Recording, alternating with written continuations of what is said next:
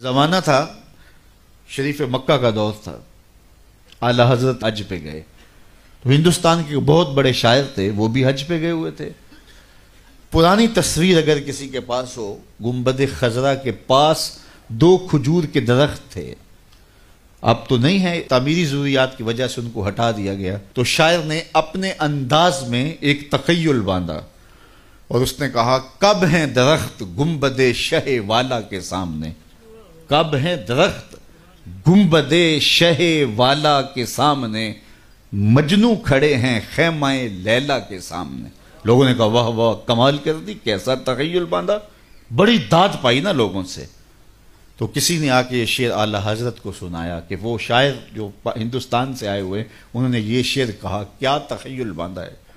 اعلیٰ حضرت شعر سننے کی دیر تھی، چہرے پہ جلال آ گیا، رگے غیرت پھڑکنے لگی۔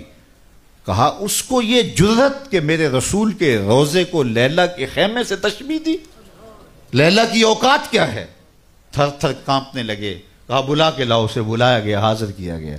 اس کا خیال تھا مجھے داد ملے گی، لیکن کہا کہ تو نے رسول کریم کے روزے کو تشبیہ دی لیلا کے خیمے سے، تو ہاتھ باندھ کے کھڑا ہو گیا، حضور میری توجہ ادھر نہیں گئی۔ تو فرمایا اس کی اصلاح کر لو۔ جی حضور آپ اصلاح دے دیجئے۔ فرمایا تمہارا مصرع اولا ٹھیک ہے، مصرع ثانی میں اصلاح ہوگی۔ اس نے یہ کہا تھا، کب ہیں درخت گنبد شہ والا کے سامنے، مجنو کھڑے ہیں خیمہ لیلا کے سامنے۔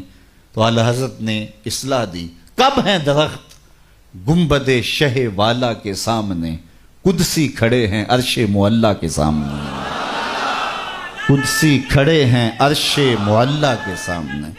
سخن و شاعری شہر یار اپنی جگہ، نعت کہنے کو احمد رضا چاہیے۔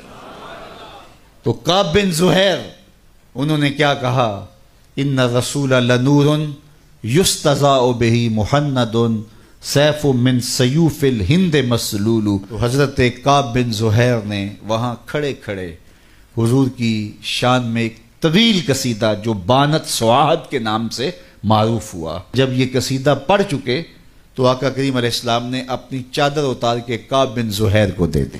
اس لیے ہم یہ کہتے ہیں کہ اگر آپ ثنا خاں کو بلائیں، نعت خاں کو بلائیں، تو اس کو بعد میں آپ نذرانہ دے سکتے ہیں، اس کو جو ہے وہ آپ چادر دے سکتے ہیں، اس کو جبہ دے سکتے ہیں، اس کی جو خدمت کرنا چاہے کر سکتے ہیں۔ یہ میرے حضور کا طریقہ ہے، لیکن یہ تماشا نہ لگائیں، یہ برستے ہوئے نوٹ اور پھر یہ جو رنگ ڈھنگ ہمارے سٹیجوں کے اوپر ہوتا ہے، اور جس شعر پہ نوٹ آ رہے ہوتے ہیں وہ شعر بھی 6 بار پڑھا جاتا ہے۔